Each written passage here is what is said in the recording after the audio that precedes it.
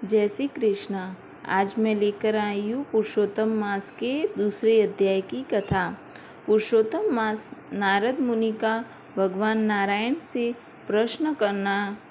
सूत जी बोले, हे ऋषियों, पुरुषोत्तम मास में सुखदेव जी द्वारा कहे परीक्षित के सम्मुख भागवत की परम सुंदर मोक्ष देने वाली कथा को सुनकर यहाँ आया हूँ। मैं आप लोगों का दर्शन करके भी कृतज्ञ हो गया हूँ। ऋषि बोले, सूत जी, अन्य या बातों को छोड़ हमें वेद व्यास जी के मुख से सुनी कथा सुनाइए। आत्मा को प्रसन्न करने वाले वचन अमृत से भी उत्तम अमृत रूपी इस कथा व पिलाइए। सूत जी बोले, ऋषियों, मेरा अहोभाग्य है। मुझे जो ज्ञान है उसके अनुसार मैं आप सबको सुनाता हूँ। एक समय नारद जी भगवान नारायण के निवास स्थान पर पहुँचे। भगवान की सेवा में वहाँ अनेक सिद्ध देवता और तपस्वी का समूह था। विष भगवान के चरणों से दद्रीभूत अलकनंदा बाहर थी। महामुनि नारद जी लोक चिंतन करते हुए वहाँ पहुँचे। तब परम धर्म में मन लगने वाले भक्त वत्सल नारद जी को नारायण ने नमस्कार किया। नारद जी ने भी भगवान को साक्षात साष्टांग प्रणाम कर स्तुति करते हुए कहा, हे देवाधिदेव, संसार के स्वामी, दया सिंधु, सत्य के सार रूप, सत्य हो, उत्पन्न हो, मैं आपकी चरण में आया हूँ। आपका तप संसार को शिक्षा देने तथा मर्यादा को रखना है।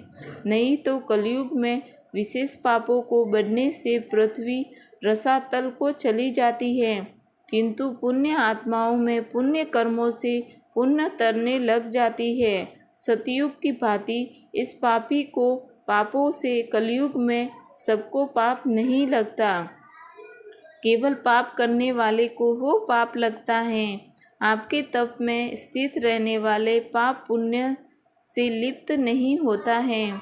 हे भगवान, सब प्राणियों को हृदय विषयों में आसक्त है। स्त्री पुत्रादि के मोह में फंसे हुए गृहस्थी लोगों का हित करने वाले लाभदायक कुछ विचार मुझे भी बताइए, क्योंकि मैं आपको मुखारविंद से सुनने की इच्छा से ब्रह्मलोक से आया हूँ।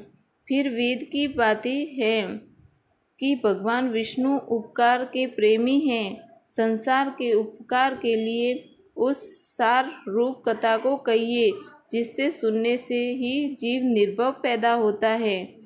नारद जी के वचन सुनकर ऋषिपति भगवान मुस्कुराते हुए संसार को पवित्र करने वाली कथा को आरंभ करते हुए बोले, हे नारद, आज तुम ब्रज गोपियों के मुख कमल के भ्रमर तुल्य रसिक शिरोमणि श्री कृष्णचंद्र वृंदावन बिहारी की पुण्यमयी कथा को सुनो। हे वत्स, विधाता संसार को पल भर में नष्ट कर सकता है। उसके कर्मों का वर्णन कोई नहीं कर सकता। इस संसार में सार रूप भगवान के आगम्य चरित्र को तुम भी जानते हो। फिर भी मैं तुम्हारे सामने पुरुषोत्तम भगवान के दारिद्र्य वेद व्याधि दुख हरने वाले उत्तम कृति पुत्र तथा मोक्ष देने वाले सरल अद्भुत महात्म्य का वर्णन करता हूँ। नारद जी बोले, भगवान, ये पुरुषोत्तम कौन से देवता है? इस महात्म्य से कौन से ऋषि है? मुझे विस्तार से बताइए। सूत जी बोले, नारायण नारद जी के वचन सुन दो घड़ी के लिए एकाग्र हो गए। फिर पुरुषोत्तम देवता का परिचय देते हुए बोले, पुरुषोत्तम नाम एक मास का है, जो स्वामी कृपा सिंधु पुरुषोत्तम भगवान हैं। इसीलिए हम ऋषि पुरुषोत्तम मास कहते हैं। इसका व्रत करने से पुरुषोत्तम भगवान प्रसन्न होते हैं। नारद जी बोले, मैंने स्वामियों सहित क्षेत्रादि मास तो सुने हैं, किंतु ये पुरुषोत्तम मास नहीं सुना। पुरुषोत्तम कौन सा मास है? किसके स्वामी दयानिधु है? यह पुरुषोत्तम कहाँ से आया? कृपया मुझे बताइए। उस मास का क्या स्वरूप है? क्या विधान है? व्रत में क्या करना चाहिए? कैसे स्नान करना चाहिए? कैसे दान करना चाहिए? हे स्वामी, यह सब मुझे बताइए। इसमें जप पूजा उपवास आदि का क्या साधन है? उसके करने से कौन से देवता प्रसन्न होकर क्या फल देते हैं।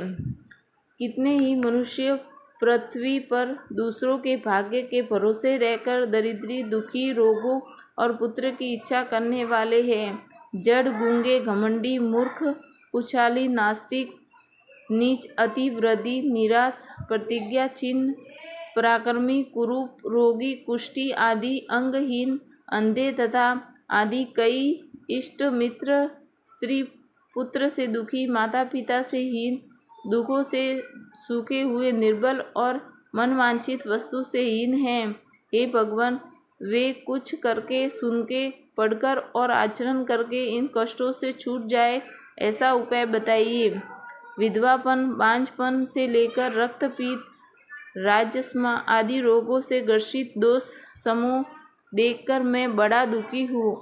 मेरी प्रसन्नता के लिए हे सर्वज्ञ, सर्व तत्वों के ज्ञाता, कोई आनंद देने वाला व्रत भली भांति समझाकर कहिए। सूत जी बोले, नारद जी के संसार के हित करने वाले प्रश्नों को सुनकर नारायण ने चंद्रमा के समान शांति देने वाले मधुर शब्दों में जो कहा उनको मैं सुनाता हूँ।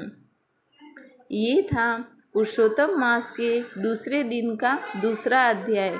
तीसरे दिन की अध्याय सुनने के लिए मेरे चैनल को सब्सक्राइब करें। जय श्री कृष्ण।